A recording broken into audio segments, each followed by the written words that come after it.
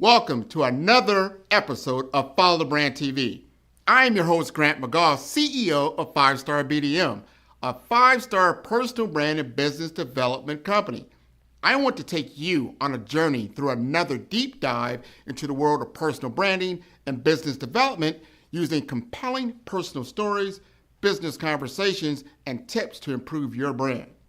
By listening to the Follow the Brand TV series, you will differentiate yourself from the competition and build trust with prospective clients and employers. You never get a second chance to make a first impression.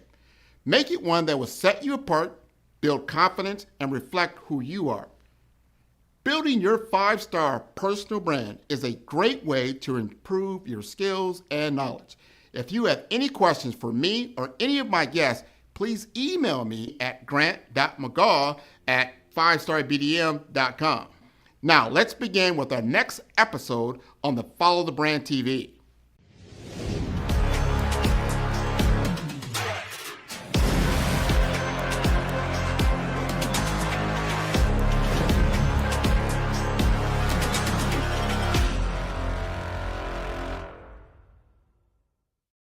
Five-Star BDM, Brand Development Masters, is a professional consulting and advisory group keenly focused on business development services for the small to mid-sized business and entrepreneurs.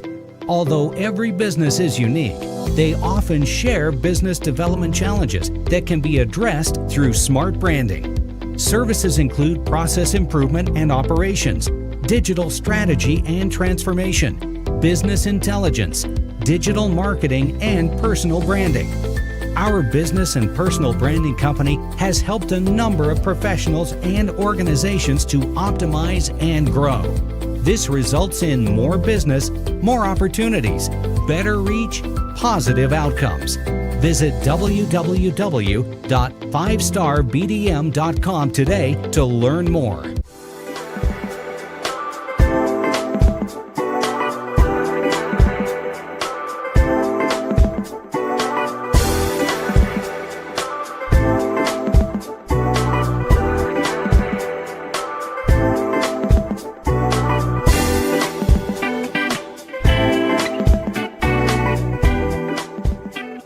Well, Grant, I'm happy to share. I've got an unusual background for a healthcare executive, and I started off as an engineer. You mentioned Midwest. I spent my early years in Detroit with Chrysler Corporation. So I was an auto engineer, and I'm not sure you're going to find too many of those in the C-suite.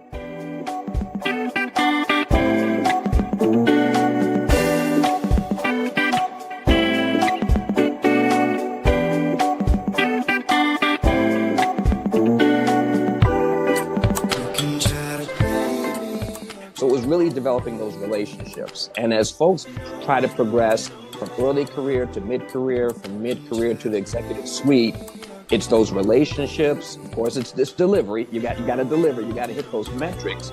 But forming those productive relationships. And there's so many ways of doing that.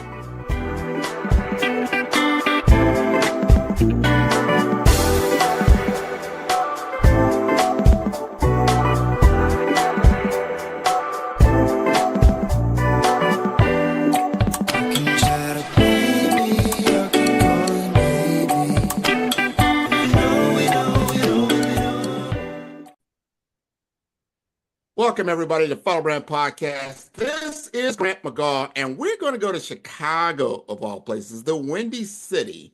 But what I learned today is that not only are we talking about the Windy City, we're talking about the nation's capital as well, Washington, D.C., the birthplace of Herb Buchanan. He's the current chair of the National Association of Health Services Executives, right? And he's also the current or former CEO in Advent Health in the Naperville area. And we're going to talk about that because he has a storied history over time in the C-suite leadership position and it looks to me like all over the Midwest he has served, as well on the East Coast.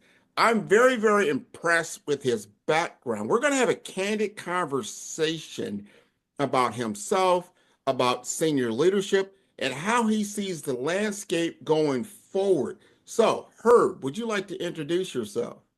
Sure, sure, Grant. I'm excited about being here. As you mentioned, I serve NAHSE, which is a mouthful. You said the whole organization. I appreciate that as chair. Most recently, I was an executive in another long name, University of Chicago Medicine, Advent Health, Great Lakes Region, which is a fancy way of saying a partnership between University of Chicago Medicine and Advent Health. And this is the Advent Health headquartered in Orlando, Florida.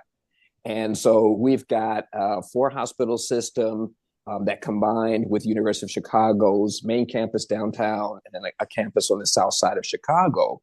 And that partnership formed about 2 years ago. So most recently, I held a number of senior executive roles, including, as you mentioned, CEO of Bolingbrook Hospital, Chief Operating Officer for the region, interim CEO of the region, lead for strategy and integration. So a lot of transition. That's my most recent role. That partnership is still going well, but I left that organization earlier this year.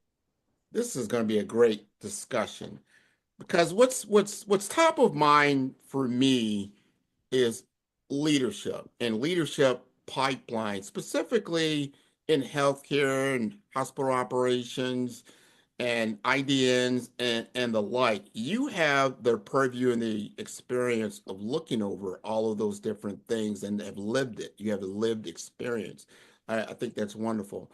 The first question I want to ask you, though, is around your history, how Mm-hmm. you got into this business, and what prepared you to be able to operate at such a high level over this amount of time. Well, Grant, I'm happy to share. I've got an unusual background for a healthcare executive, and I started off as an engineer. You mentioned Midwest. I spent my early years in Detroit with Chrysler Corporation. So I was an auto engineer, and I'm not sure you're going to find too many of those in the C-suite. But I spent years there, and then 3 things got me interested in healthcare. One was a desire to contribute to the service industry. I was always into cars. Cars were fun, but they weren't making a big contribution to the community. And healthcare provided that opportunity. I just did not have a healthcare background. So in order to get into the business, I went to graduate school, Northwestern University, that had a healthcare program and tried to learn as much about healthcare as I could. What attracted me, Grant, was healthcare has had many, many seasons of struggling. At that point, it was revenues, it was payment systems, and I had the idea that some innovation, some creativity, some problem-solving techniques would be useful in healthcare, and I could somehow do some catch-up on the pure healthcare knowledge because I didn't know anything about healthcare. I didn't have a clinical background, but I wanted to contribute to the industry. Thought it was a wonderful time to bring some engineering approaches, some problem solving, some different kinds of thinking. I hoped to be a fast learner in the business. And then finally, the program I went to, the MBA program, was team oriented. And I believe that a team oriented approach to leadership was one that was going to be successful. To work with surgeons, to work with academic folks, to work with nurses, techs, all of those people, you really need in healthcare a team approach as much as anywhere else. And so we focused so much on team in all of our instructions and all of our case studies that provided an excellent background. So my belief was an engineering background, a team-oriented approach to leadership, having healthcare training on the academic side at least, and an MBA would be something that I could use in this industry to advance. Let's talk about that.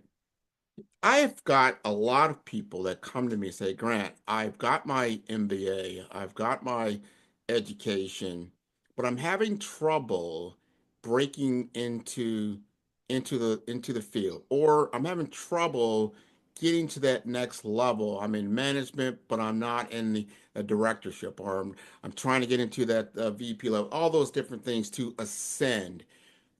As you look at your career, what what were the pivotal moments? What have you leveraged? What has been, on your side that got you what I call, like, we talked about football earlier, got you that first down. It got you that first win. And you're like, wow, I think I can be successful doing that.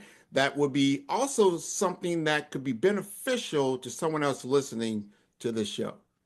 Well, Grant, you know this well. You can get all the training and all the education you want until you get in and start developing productive relationships, you're not going to be successful. And so it was really that ability to form relationships. And my first job out of the MBA program was consulting. And I got to go to a variety of hospitals, community hospitals, academic centers. I got to talk to physicians, and physicians will challenge you. Nurses will challenge you. The first time you go into an OR and they said, you're not an MD. How long have you worked in a hospital? And you say, well, I haven't. They'll challenge you on everything. Well, how do you know the OR needs to be this big? How do you know about sterile techniques? And your response is, I don't. What I know is how to listen and how to develop relationships and how to translate your expertise into planning, operations, strategy, management engineering, you name it.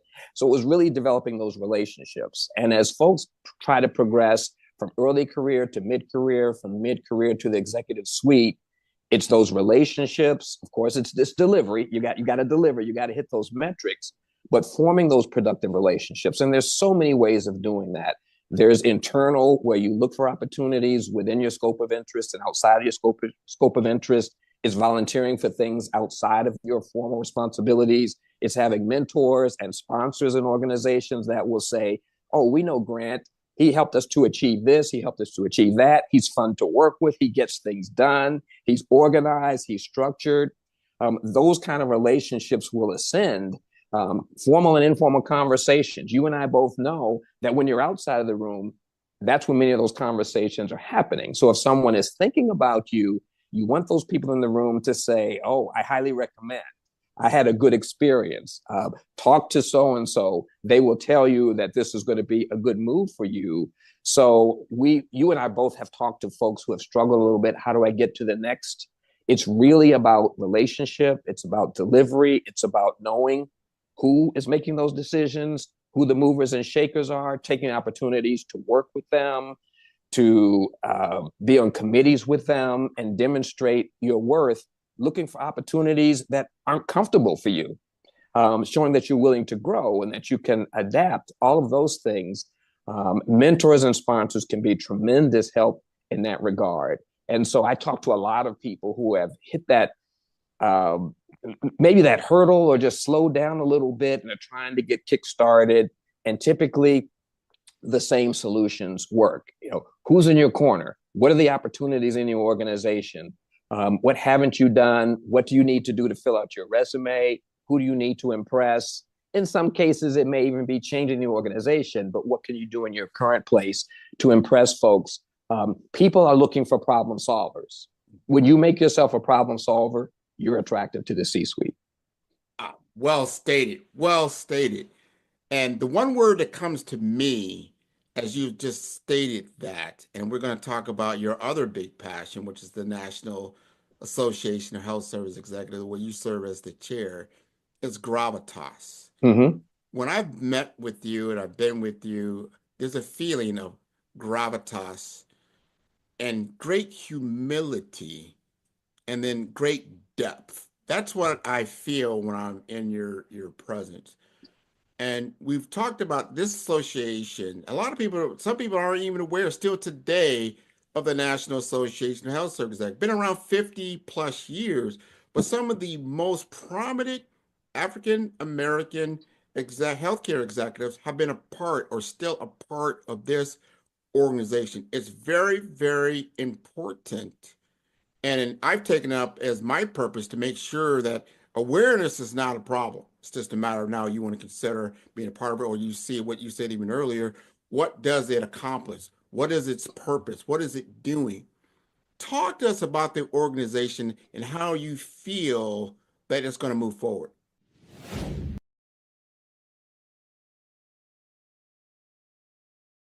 It's not about becoming an expert. It's about doing things the right way and being effective in your role.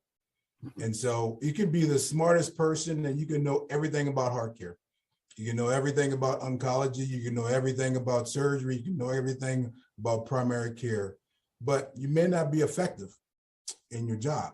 And so for me, it's a balance of understanding the nuances and the key expertise for your job, but also understanding how, as a leader, because we're leaders we're not a doc, we're not a respiratory therapist, we're not a nurse, we're not bedside care. We're actually looking at holistically the enterprise or the organization you're part of, and making sure that we're, one, living out the mission of the organization, but then two, executing on the strategic planning of the organization to make sure we're still viable as an organization. Brand yourself. You are your own ambassador. Make connections. Find yourself to be valuable not only as a mentee, but as a mentor. Create that network so that you can have a system, a network of individuals where you can bounce ideas off of and just share from a creative perspective your thoughts on how to make this industry better. And that's what it really takes to get to the next level, is really connecting your passion with your purpose and understanding your why. Well, I think it starts with the want, right? People who want to grow, people who want to be developed, people who want to be coached, and is open to taking on that additional function and additional task. Because the last thing you want to do is put somebody in a position that they don't want to be in, right? I think that's a recipe for failure. So we're looking for, I love the term hungry, humble, and smart. Those are the type of people that I want to look for, that they're hungry enough that they want more, they want to grow, they want to be developed. They're raising their hand saying, hey, I want that next position. Allow me the opportunity to grow and stretch myself. Smart enough that sometimes they're willing to take on tasks that they may not have experience with, right? But they're smart enough to do the work and quickly become leaders in that area, subject matter experts, or more importantly, smart enough to put the people around them who can speak to it and know and be the expert in the room.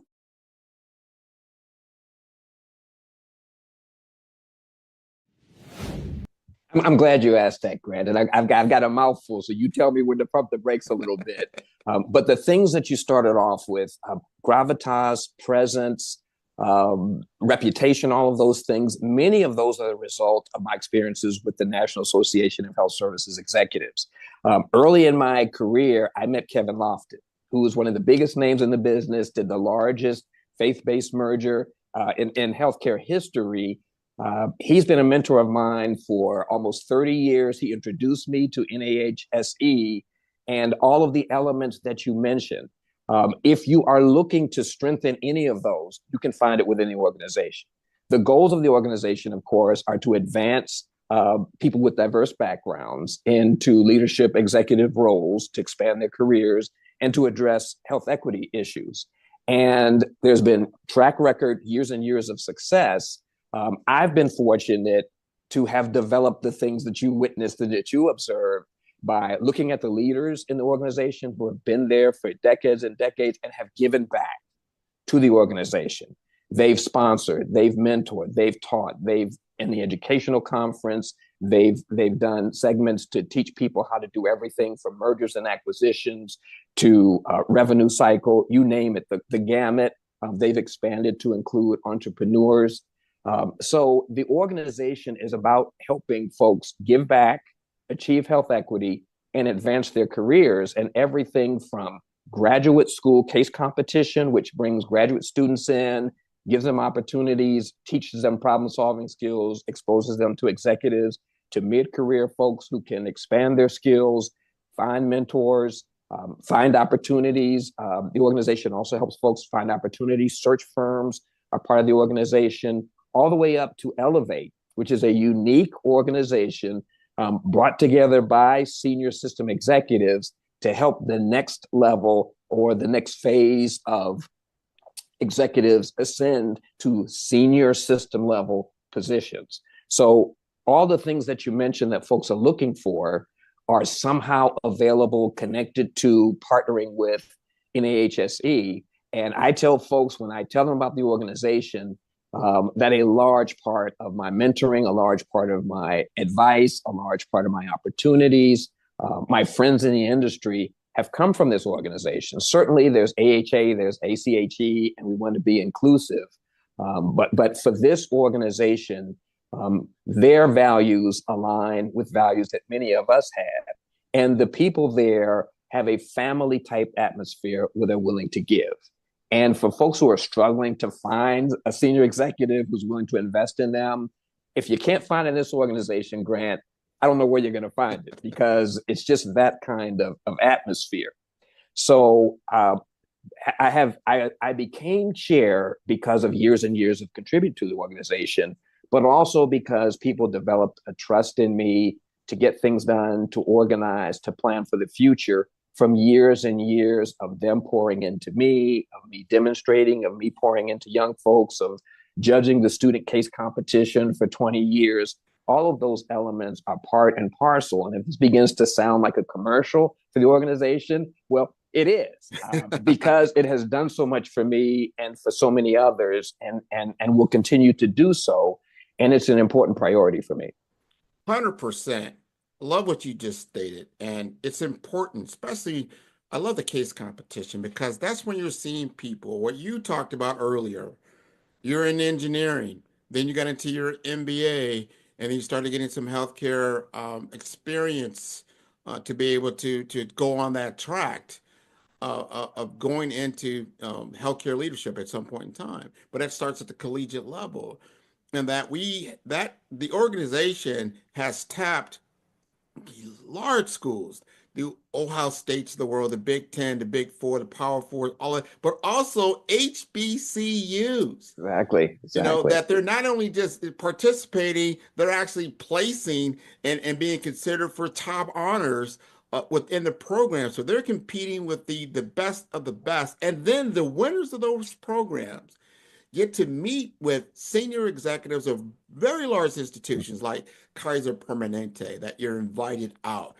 Going back to what you also said earlier about relationships. How can you, it's called speed to market, right? How can you accelerate your career in any other way but then being in the same room with these senior leaders who know who you are and then can advocate for you? I love how you stated that. It's so important. I want to change the conversation just a little bit. I want to address what I call as the elephant in the room. Say, what is that?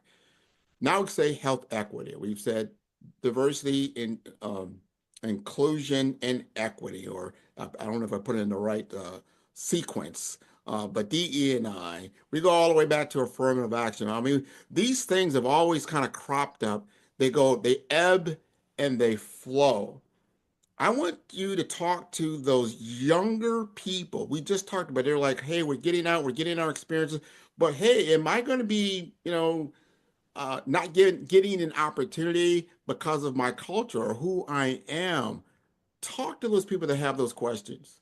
It's a legitimate question and a challenge, Grant. And in many ways, as we reflect, we've come a long way. Yeah, you mentioned the organization's over 50 years old. When you look at some of the metrics where we started, and metrics from how many C-suite folks there are, how many CEOs of major systems, academic CEOs, you name those, we've come a long way. By the same token, we're struggling with many of the challenges that I was seeing when I got into this business more than 30 years ago. So it's a little bit of both. We've made advances. We've got folks in decision-making positions. We're fighting some of the same battles. And the reason why it's one of the main pillars for NAHSE is because health equity still has a long way to go, and it's facing challenges. And we won't get into a political discussion this morning, but clearly when you look at what's on the horizon, there could be additional challenges to health equity and our accomplishments. What the organization is focused on is partnering with sponsors, with major organizations. You mentioned Kaiser, Ochsner Health, UPMC, to do things together. We're doing research with Morehouse School of Medicine. So we're trying to cover the whole landscape. Research, of course, drives decision making. So what's health equity research? And where are the largest gaps? How to address those? What are the successful ways of addressing those? So we've got a research arm. We also need to partner with organizations who have a broader scope, who frankly have more resources, who have the same mission and vision, and then enable our members to participate in that conversation, but also in action plans.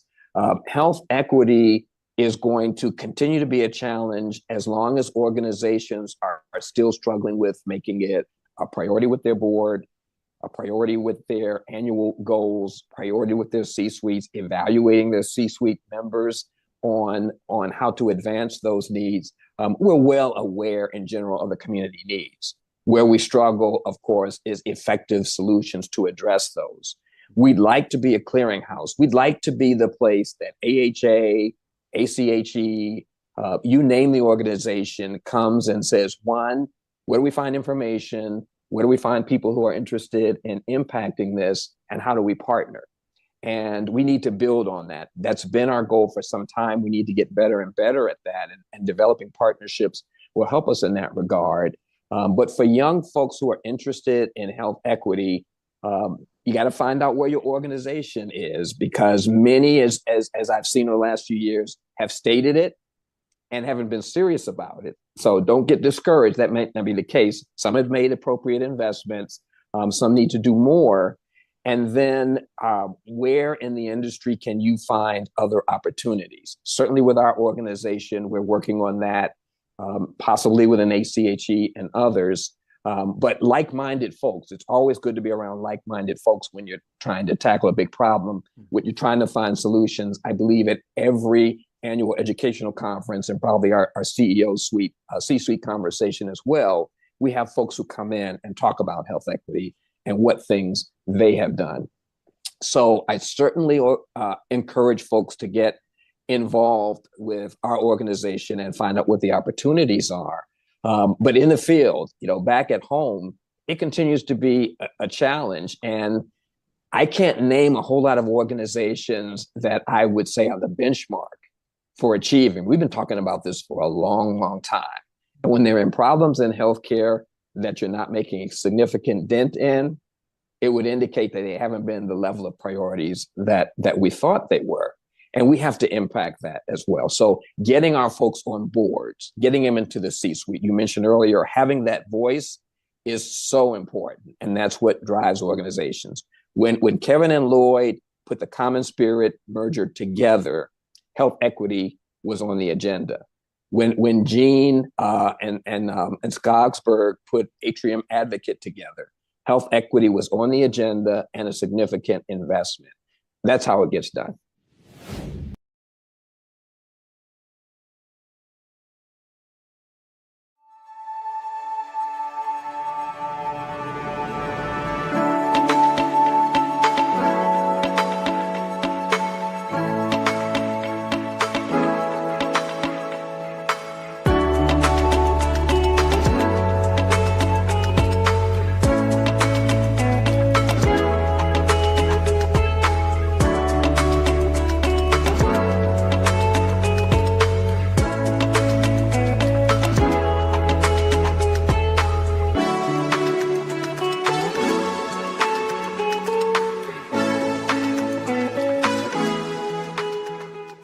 Well over 2 decades now. I've been in multiple spaces. I've had the luxury and privilege to pivot in multiple spaces in my life. As a professional, I started off in a very much entry-level role, working as a hospital transporter. But I've always believed in, just executing your best, and you never know who's watching you.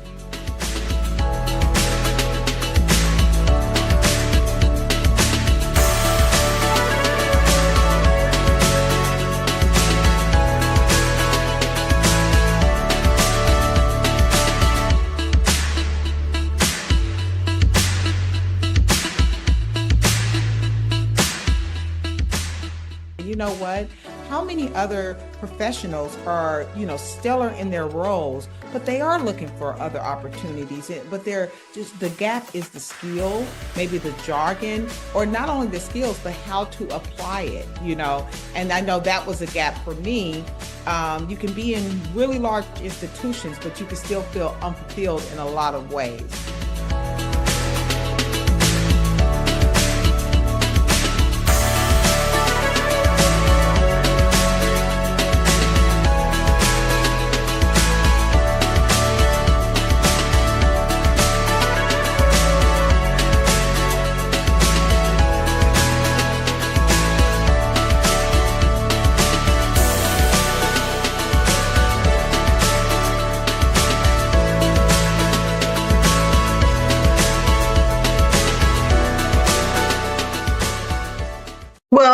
I think it's both exposure and experience. And you can't get the experience if you don't get the opportunity. So that's the key.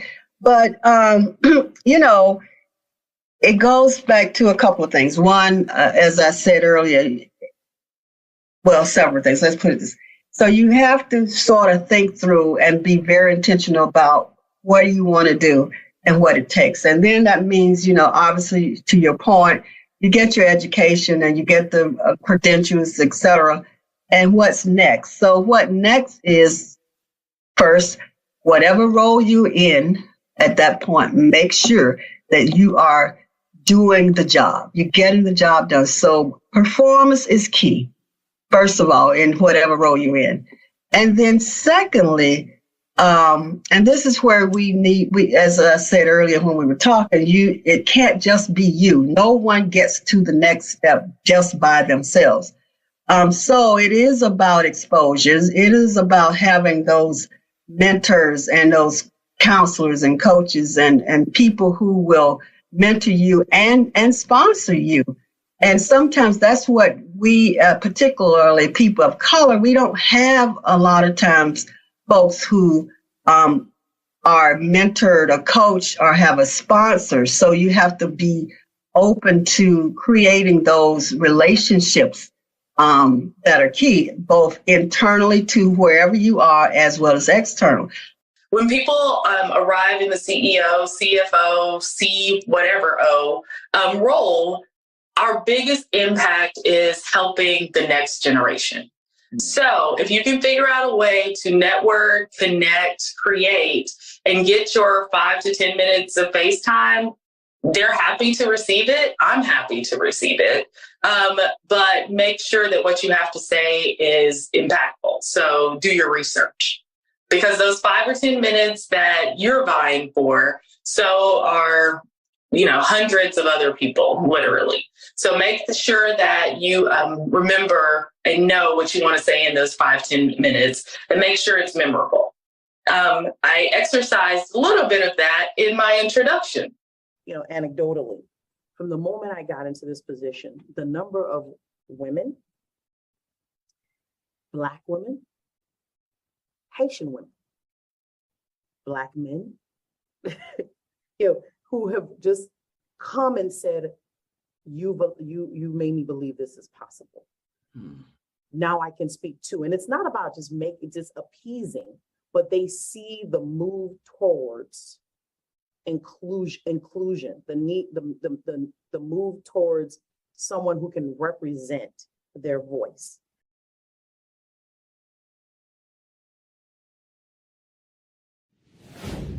That's how we have to do that.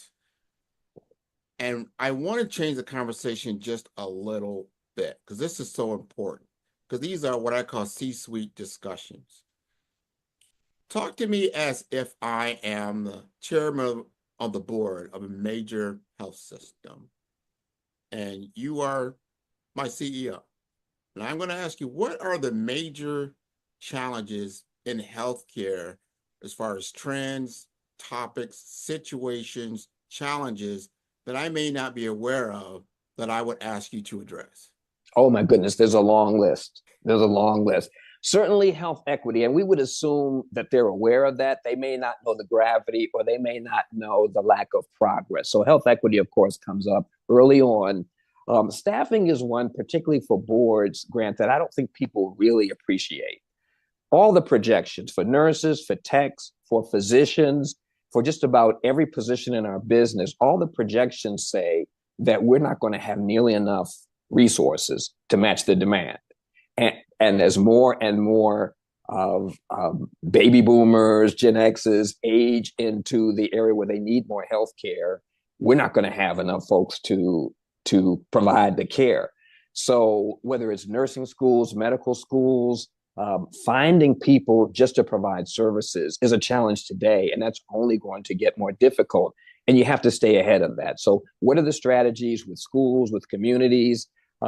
It's one of those challenges, Grant, where when you go to a city and you find a significant unemployment rate, and then you go to the healthcare sector and there's a significant deficit, and you're thinking, why isn't this coming together?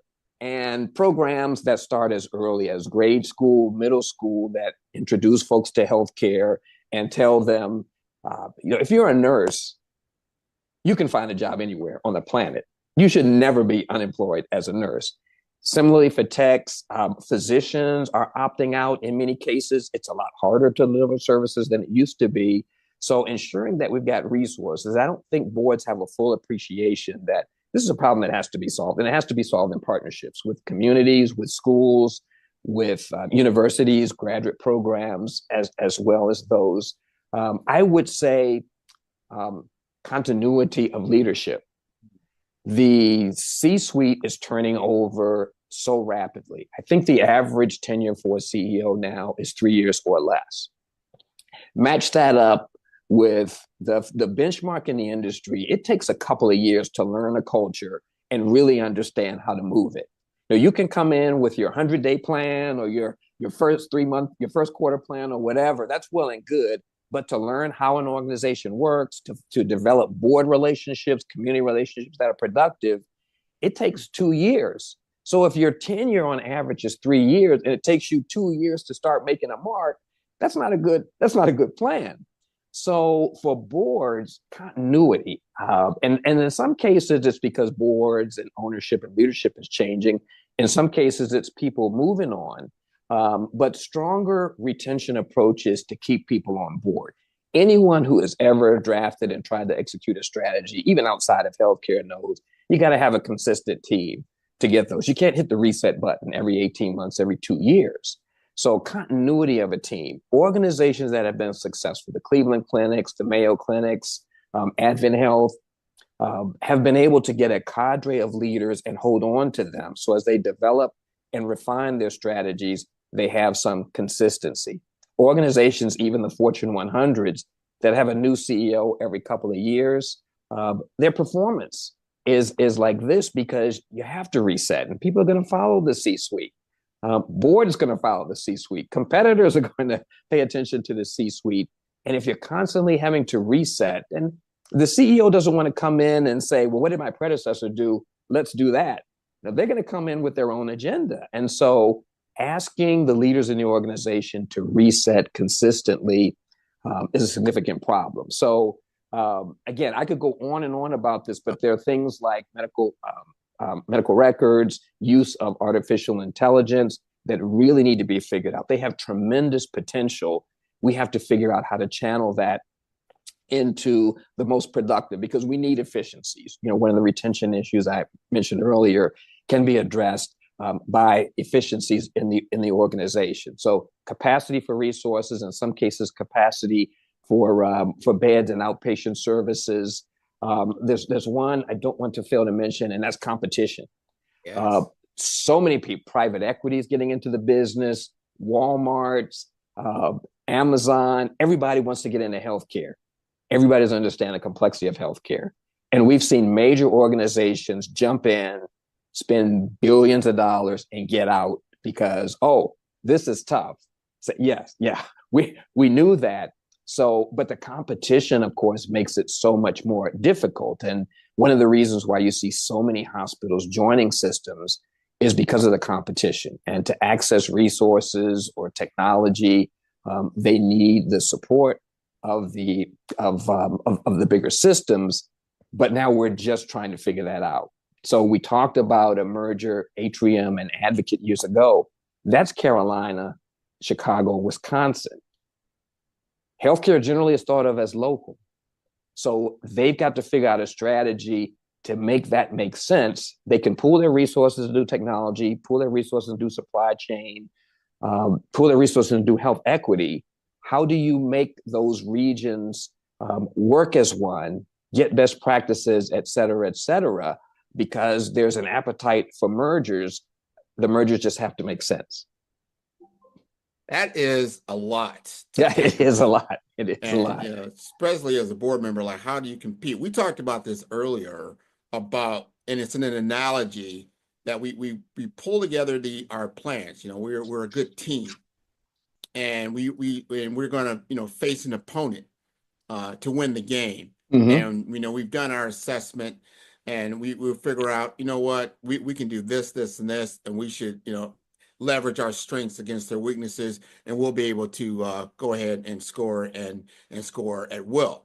That's the thinking, right? Right. However, you underestimate what's on the other side of the ball. You just mentioned about these major corporations, and they got into the healthcare realm, and they had a great plan. They were throwing a bunch of money around, and they got their butt kicked because they underestimated the true problems that were occurring within the system of healthcare. And it's not as easy as it looks. There's a lot of complexities. You've worked on the provider part of that world. Remember, there's payers involved. Right. There's government involved. There's all kinds of other things that you don't have complete control over that can then upset your strategy and your plan, and you get a different result.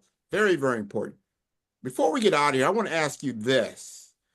What's next for Herb Buchanan? Excellent question. I may have undersold this a bit. I got into healthcare to change the industry. And as a young person, that seems like a reasonable goal. A person my age, maybe not so much, but I mentioned the things earlier that drove me there. I really got into reshape the industry for delivery. And I don't mean just delivery in the sense of going to the hospital, but all the aspects that you mentioned, making it all work. Healthcare has to work for the community. It has to work for the nation. So whether there are revenue issues, whether there are IT issues, whether doctors are getting along, healthcare has to be available to the community in ways that they can access it, in ways that they can improve the health. So I got in more than 30 years ago to reshape the industry. I will say candidly, I've not been successful in doing that, but I continue to look for ways of doing that. At this point, there's so many avenues open to you. The traditional route that I've taken, I did academic medicine for a while. I did leadership at the system level. You can continue to go that route, but there's so many other things. There's consulting, there's research, there are graduate programs who need training. There are more opportunities within NAHSE to contribute. So I don't want to be evasive with my answer. I certainly want to continue to impact the industry. I want to reshape whatever solutions need to be brought to bear, being innovative, being creative, and maybe most importantly, help train, develop, and advance the next level of leaders. I learned, fortunately, early in the career, it's important for the industry and for the various organizations to have that cadre of leaders. That helps with the continuity. It helps with accessing those resources. And so that's one of my main priorities. How do I continue to contribute? I can do it through NAHSE. I can hopefully do it through other organizations. I mentor a number of folks. But you can see from the gray beard, the gray hair, that I need to be focusing on making sure that next level of leaders is prepared and has every opportunity to succeed. I need them to do more than I've ever done in this business and advance. And you know as well as I do, there's nothing that makes you more proud than seeing someone you met or mentored or sponsored move up in the business beyond you. I used to tell folks early on, one day I'll be working for you. And of course, they laugh at you and say, you're being silly. But there's no prouder moment than to see someone ascend to a position where literally you could be looking to them for an opportunity. So I would say that's the most important thing to me, Grant, is to make sure that there are leaders who have an opportunity, that are trained, that have all the skills we talked about early, that have network, gravitas, team-oriented leadership, reputations, sponsors, people who are talking well of them, even when they're not in the room. That's the most important thing to me. And everything I've done so far has provided me with that opportunity. Once you have that credibility, then people come to you and they want to talk about, what did you do? How did you do it? How can I do it? I don't think there's anything I enjoy more than making that contribution.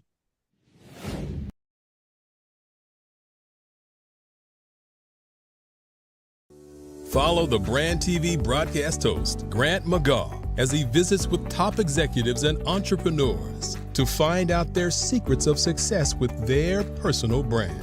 Follow the Brand TV broadcast host as he focuses on brand development to build better relationships, bring value to your business, relationships, and career. You will enjoy listening to each episode that is tailored to speak to you directly.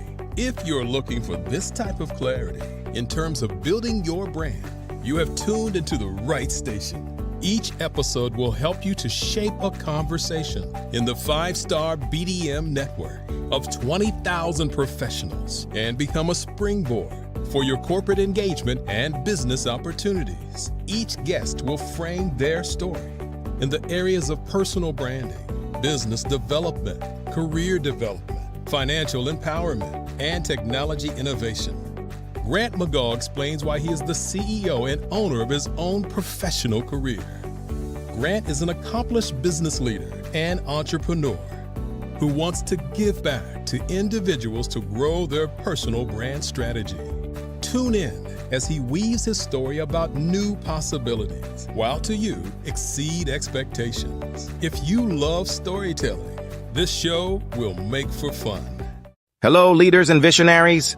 Are we ready to exceed our ambitious goals for 2024? At 5-Star BDM, we're your strategic partners, not just futurists. To the trailblazers in business development, healthcare, and IT, you need a path to realize your vision for growth. Our tailored consulting services are your stepping stones to success. We empower you to build brands, deliver results, and captivate audiences. In healthcare and IT, innovation is progress. At 5-Star BDM, we ensure your operations beat with precision, efficiency, and care. Join those who shape the future. Connect with us today. Let's set the stage for a defining quarter. With 5-Star BDM, it's not just business development, it's a beacon of excellence.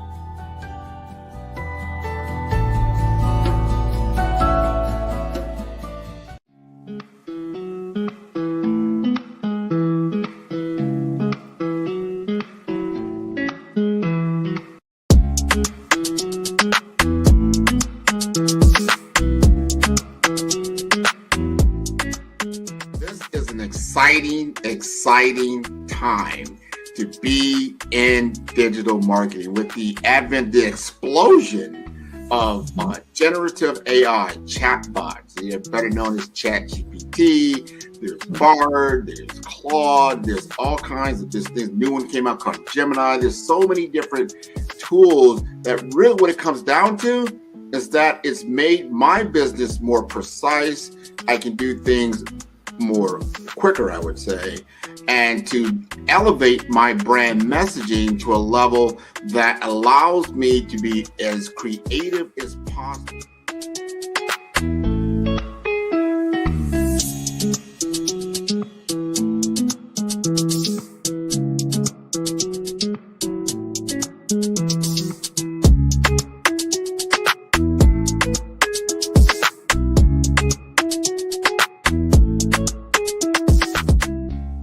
Digital market economy is taking the world by storm, probably over the last decade or so, but is really escalating now in the advent of AI because it is a game changer for a lot of businesses. It's not just all the big boys that can play in this space because of cloud computing, because of mobile computing, and now you have these tools at your disposal. You've got a laptop, you've got a computer, you can now digitize yourself to a level and get your message out there, and that equates to business.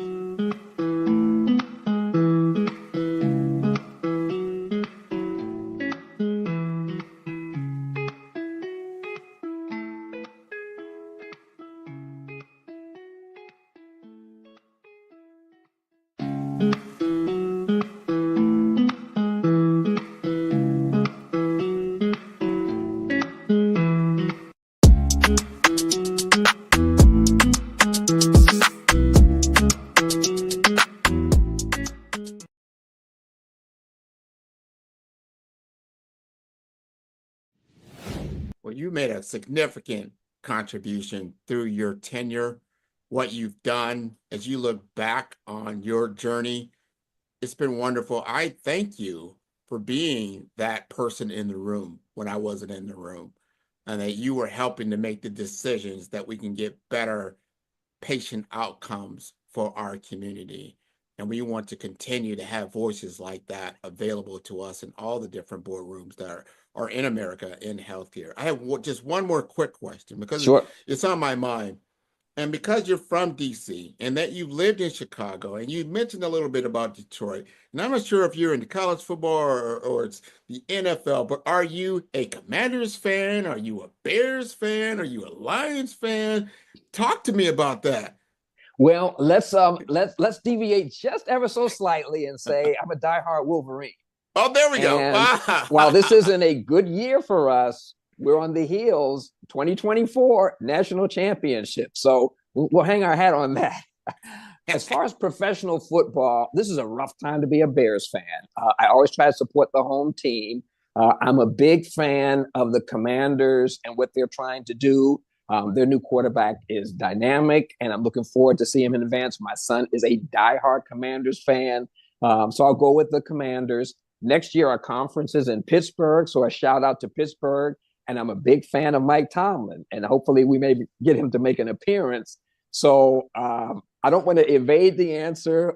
I'll certainly say I'm supporting the Commanders with their new approach, new quarterback, new coach, all of those things, and hoping that Caleb Williams and the Bears can turn things around.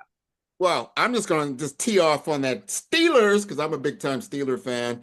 That is my favorite team. I do have love for the Dolphins, but when it comes to NFL, I love the Steelers. And college football, I am from Omaha, Nebraska. A few people like that. I am still a diehard Cornhusker fan. I know we've fallen off the mark, but hey, we're back in the bowl game. We're on our way, baby. We're going to be there. We're going to compete in the Big Ten. Hopefully, play these Michigan Wolverines at some point in time. So, Herb, tell us how to contact you. What is the best possible way? And then we're going to wish you a happy holiday. Sounds good. So two ways. I text a lot. And so I'll give, if that's okay, I can give my cell phone number, 312-890-8757, and also email. The email is hcbuchanan, Buchanan, 209 @icloud.com. And I enjoy communicating, so I'm always welcoming folks to reach out to me for personal questions, for organizational questions, for connections, whatever will benefit them.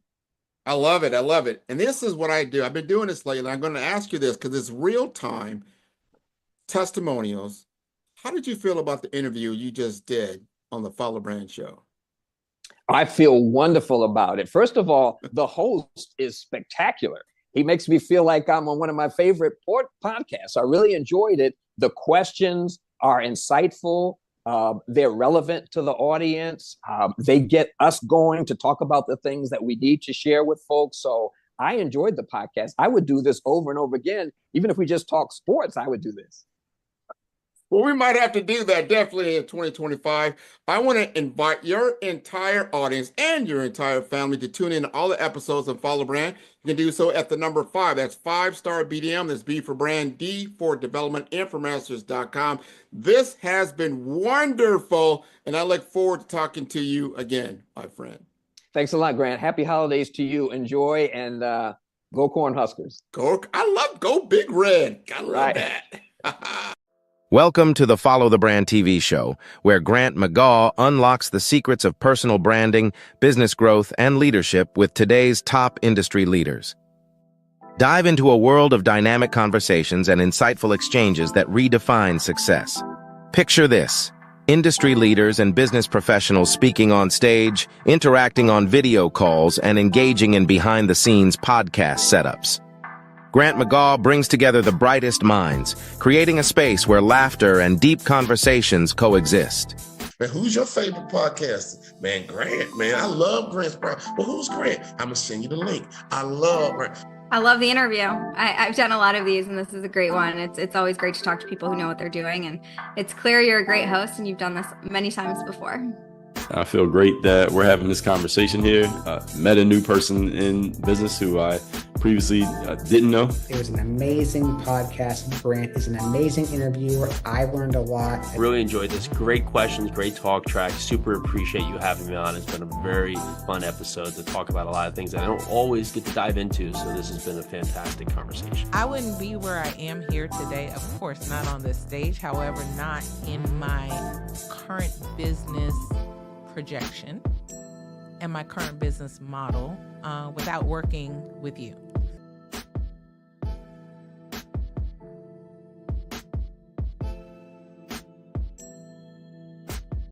At 5-Star BDM, we don't just elevate brands, we forge industry icons. Our mission is to amplify your business and personal brand through dynamic AI-enhanced strategies and an elite professional network of over 20,000 experts. We empower entrepreneurs and small to medium-sized businesses to lead, scale, and transform. Our powerful network accelerates your speed to market and connects you with unparalleled growth opportunities. If you're ready to lead, we'll position your brand to set the industry standard. Explore our comprehensive services designed to build your brand, drive growth, and innovate your business. From personal branding and business development to technology solutions and investment banking, we offer tailored strategies that deliver measurable results and help you dominate your market. Our personal branding service uniquely tailors your professional story. Starting at just $99 per project, we offer online courses, in-person workshops, and scheduled weekly calls. Perfect for individuals beginning their personal branding journey, we help you craft a legacy that commands attention and respect. Strategic plans and execution are at the heart of our business development services. We focus on sustainable growth, helping you secure funding, scale operations, and expand your market reach. Our expertise ensures your business thrives in competitive environments. Innovate with custom artificial intelligence, machine learning, and software solutions tailored to your needs. Our technology services are designed to enhance your business operations and drive efficiency, ensuring you stay ahead in the digital age. Discover real stories and real results. From healthcare startups to tech entrepreneurs, our clients have achieved extraordinary success. For instance, a healthcare brand transformation led to a 40% drop in patient infections, showcasing our impact in diverse industries. Ready to build a 5-star brand that stands out and captivates? Discover the art of crafting a strong and memorable brand identity. From choosing the right colors to making your brand unforgettable on social media, we guide you every step of the way. Learn how to design a brand that resonates deeply with your audience, ensuring they not only remember but love your brand. Whether it's enhancing visual appeal or mastering social platforms, we have got you covered. Dive into the world of impactful branding with us and see the difference. Follow the brand for more insights and expert tips. Don't just be seen, be remembered. Join us now. I'll go back to the part of what I was told. I was told that I wasn't good enough to go to college. So I would go back and say, don't listen to people that put limits and labels on me. Mm-hmm. Because there's something that a really smart guy taught me once. His name is Chaz Hartwig. I love Chaz. And he said, Daphne, there's this thing called thoughts, actions, and results. How you think will determine what you do. And whatever you do will create results, outcomes. So if you think that you can drive your car 100 miles on 50 miles worth of gas, then you'll try to do that. And then what'll happen is you'll run out of gas. So if you don't like the results you're getting, you got to change how you think. Tune in for our next show or click on our website at www.5starbdm/followthebrandtv. Thank you.